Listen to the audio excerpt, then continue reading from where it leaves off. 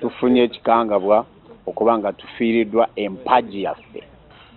Empagi nk'Abagabira, the clan of Bagabira, he has been the top, as we can say the head of the clan is gone, agenze.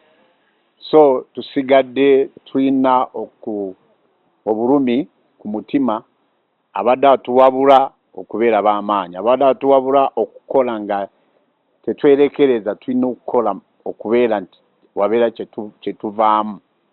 So program eziriwo kati, emirimu yonna ejja kutandika Friday. Family ng'emaze okutuuka wano, family eri bweru emala okutuuka wano. So awe tugenda kumanya ekiddako.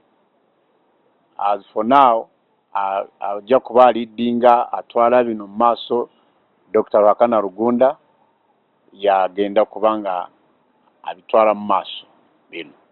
So okutandika no ku Friday buli program ejja kubanga efulumye. Ekitono nnyo tumanyi nti agenda kuziikibwa wano mu maka ge. Nga tukolagana n'ebitongole bya gavumenti ebijja tubuulira emitendera engeri ebintu byonna gye bijja okgenda. Famire ebeebaza nnyo okwagala kwa mulina, yeebaza nnyo abantu essaala ze bakoze, era tulowooza nti mujja kweyongera bwe mutyo.